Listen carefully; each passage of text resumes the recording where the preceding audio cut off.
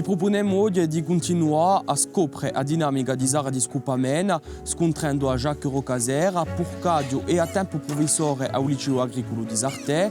O Burcadio sta poco presso 100 porci e in piena tombera è in traccia di creare un zoologo di vendita per poter lavorare d'inverno e d'estate. Jacques, buongiorno. Bonjour. Alors, pourquoi choisir cette deuxième activité en éleveur porcin? Mon père avait une quarantaine de cochons, et donc j'ai toujours connu les cochons, et ça m'a toujours plu. Et un jour, je me suis dit, pourquoi pas?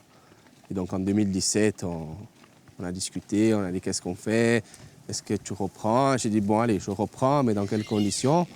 On s'est dit, bon, parce que j'ai déjà un travail, et donc je me suis rapproché de la chambre pour voir un peu ce qui était possible ou non.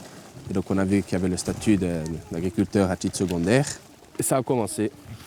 Et il y a des difficultés à être éleveur dans l'Alta Rocca où justement vous jouissez de l'activité quand même assez dynamique de cette région. Là où c'est compliqué, c'est que c'est l'élevage en lui-même. On est quand même à une heure et quart d'Ajaccio, 1 heure de Porto Vecchio, loin des fournisseurs, loin de tout. Et c'est sûr qu'au quotidien, l'élevage, c'est plus compliqué. Après, les conditions climatiques aussi. On est quand même à 900 mètres de latitude. Moi, le gros de l'exploitation est à plus de 1000 mètres. Donc c'est pas facile tous les jours. C'est une bonne saison cette année? Ah oui, cette année vraiment exceptionnelle. On a beaucoup de glandes, châtaignes. Non, cette année, il n'y a rien à dire. Pour l'instant... Bon, on va aller voir quand vous charcutez maintenant. Il n'y a pas de souci. Allez.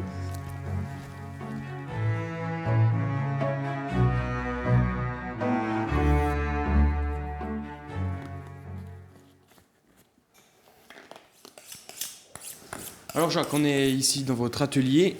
Là, c'est le laboratoire. C'est où je passe le plus clair de mon temps pendant 4 mois. Voilà. On arrive le matin, il fait nuit. On part le soir, il fait nuit. Mais bon. Faut pas compter les heures. Ah non. Si on compte les heures, on s'en sort pas. De toute façon, pour faire ce métier, il faut être à la fois passionné et un peu fou. Parce que sinon, sinon on s'en sort pas. On part en déprime vite. Voilà. Là, Jacques, qu'est-ce que vous êtes en train de charcuter? Donc là, on a fait la cope. Donc c'est les chines. Hein. Donc là, on l'a désossé. Et là, après, on a les chutes. Donc ça, bon, ça on le jette, hein, c'est le gras. Et ça part dans le saucisson. Voilà. Le saucisson, vous le faites dans la foulée? Mais une fois qu'on a fini de charcuter, qu'on a fini de couper la viande, on va les passer dans le hachoir. Après, on mélange. C'est là où on met le sel et le poivre. Et après, on laisse reposer la nuit. Et le lendemain, on remplit dans le poussoir. Cette demande fluctue au cours de la saison. Il y a peut-être un pic forcément pour Noël ou tout début novembre. Hein. Oui, alors on a des vagues. Hein. On a la première grosse période fin novembre, début décembre, où dès que le froid arrive, les gens veulent le figatine.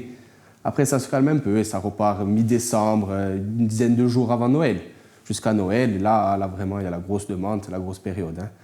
Et après, en janvier, ça se calme, après les fêtes. Et ça repart un peu en février, s'il y a la neige, s'il y a les gens qui montent marcher en montagne, faire les raquettes. C'est toujours agréable de griller un figatine dans la neige. A sua volontà di lavorare sta in paese, o Burcadio ne faccia una priorità, soprattutto d'inverni, quando è tutto ettioso. Tanto in traccia di costruire un piccolo magazzino, o piano sopra usato a tedo, proponerà i suoi prodotti, ma di che di originari dell'Alta Rocca, un modello di sviluppo economico ma anche sociale. Concrètement, ici, qu'est-ce qu'il va y avoir? Donc ici, ça va être la terrasse pour les dégustations. Donc là, il y a la cheminée. L'hiver, on va faire des soirées, figatines, toujours pareil, toujours pour mettre en avant les produits. Et après, dedans, il y aura le magasin avec la vente de charcuterie, confiture, miel, huile d'olive. On essaie de développer une gamme de terrines, rillettes. Concrètement, ça va vous permettre d'accroître aussi votre activité. Est-ce que vous allez plus tuer si vous vendez davantage, forcément? Ah oui, le but c'est de se développer et d'envisager à créer de l'emploi aussi.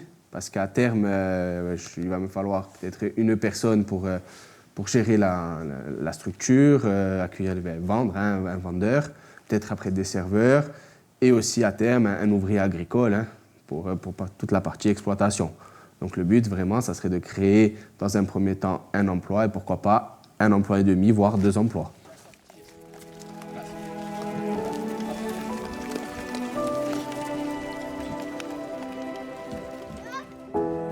Quest'anno Jacques Rocasera doit riatombare una sessantina di porci. un cifro che arriva a crescere da 100 e si è diventato un luogo attrattivo in sera, cosa magazzino in più.